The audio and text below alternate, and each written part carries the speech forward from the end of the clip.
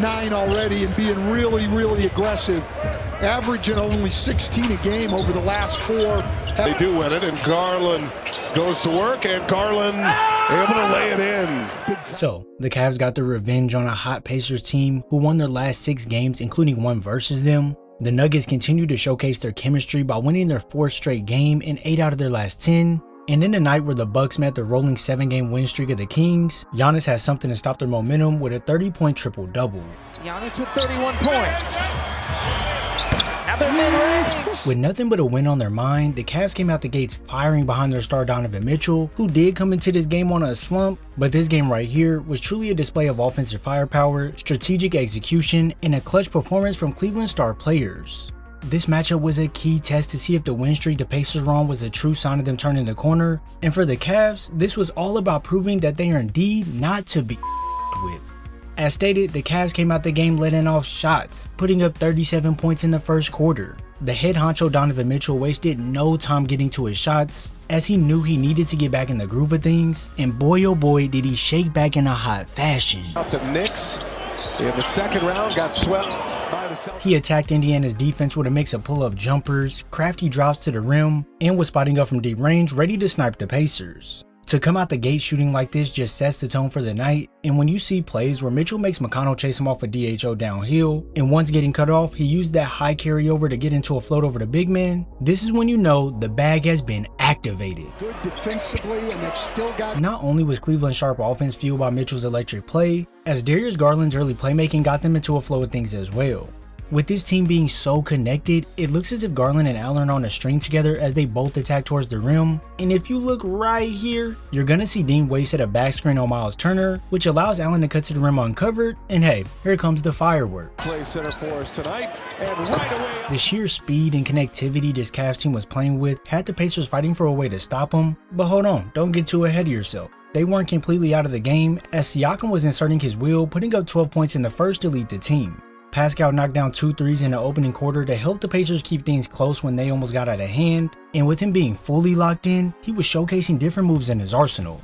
One being this play here versus Wade, where he takes his time before operating, and with the defense loaded up in the paint on this right side, Siakam understands he can't attack that way or else he'll be stopped, so he decides to spin off going towards the left, and here comes that fade over the top for pure money. Spins off Wade and scores on Wade. Siakam's ability to put the ball in the basket from different levels kept Indiana afloat, while Andrew Nembhard's vision was another bright spot, just setting guys up for open looks from multiple spots on the floor. Despite their efforts, the Pacers trailed 37-30 by the end of the quarter, and it's in that second quarter where we really seen some resilience from the Pacers after the Cavs once went on a 15-3 run during this period, gaining a lead as large as 10 points. This run from the Pacers came just under 5 minutes before halftime, where we seen Siakam get back into that bag to cook Dean Wade for the N1 bucket. Goes at him again in contact against Siakam. And with some instant impact from McConnell, he's able to cut the drive off of Mitchell to force the turnover, and now Bennedict Mathurin has a fast break. Slam!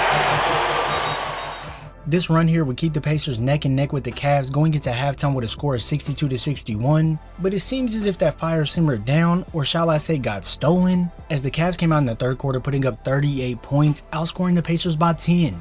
Donovan Mitchell and Darius Garland put up some timely baskets during this outburst to give the Cavs the momentum they needed, but it was truly Evan Mobley and Max Strus combining for 20 points that jolted the Cavs forward.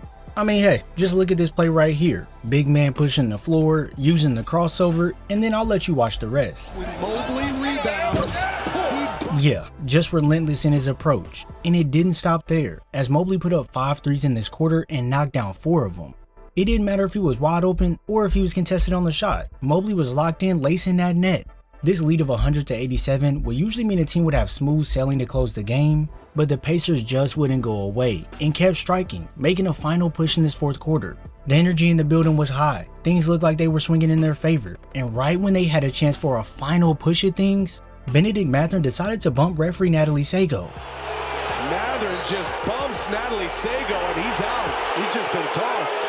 Yeah, I know exactly what you're thinking. It literally makes no sense at all. Mathurin was basically just making sure he was thrown out the game. After all this happened, the game just got controlled by the Cavs star players making great plays, and with this win, the Cavs advanced to be 34-5. When traveling out to the Western Conference, the Denver Nuggets cruised to an easy 118-99 win over the Dallas Mavericks, showcasing that they aren't a team that should be slept on.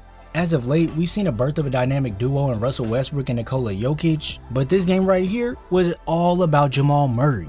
Murray opened up the game pouring in 32 points in the first half, and this right here led to the Nuggets having a commanding 71-45 lead at halftime. For the Mavericks, they couldn't find a rhythm to save their life, and Denver just made it look like an AAU game where a certain team was just there for warm-ups. The Nuggets bench also contributed by pouring in buckets to help facilitate this win, and if you're a Nuggets fan, I know you're on the edge of your seat every game as this team is really heating up.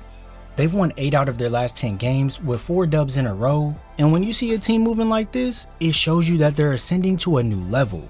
Over the span of this win streak, we've seen Russell Westbrook and Nikola Jokic become one of the most fascinating duos, and I'm not sure why some people thought this wouldn't work. Westbrook is this high energy guy who people always have said is a good locker room guy, so assuming he wouldn't work out next to a guy who's pretty much a magician on the court sounds pretty crazy to me. With that relentless nature Westbrook has, he's able to put a lot of pressure on the defense when he attacks the lane, and by the time the defense does stop him, there's someone open now ready to make a play. The same way Russ opens up things for the team, Jokic opens up things for Russ. As if Westbrook just stays moving and makes himself available, he's rewarded by the amazing facilitating Jokic has. The skills these two have bounce off each other perfectly, and it truly uplifts this team. But I have something I want us all to think about. We know you can't write this squad off, but are they truly a contender at this moment sitting at 4th in the Western Conference? Or do they need to have more pieces before the deadline? They're hot right now, so it's a good sight to see. And we've also seen the Kings heating up as they walked into this game versus the Bucks on a 7-game win streak following firing Mike Brown, but the Greek freak in this Bucks squad has something waiting for him. In the first quarter alone, the Bucks let everyone know that they were strictly there for business, scoring 47 points in the opening quarter.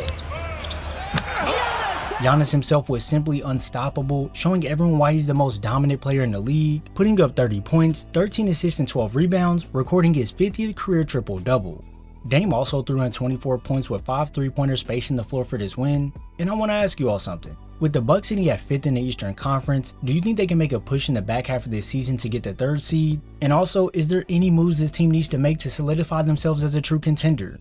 I personally like the Bucks team. I do think there's some things in the coaching area that needs to happen, but for me, when you have 2 stars like Dame and Giannis, the sky is truly the limit. Inside 5 minutes left to play. Dame launches from 3.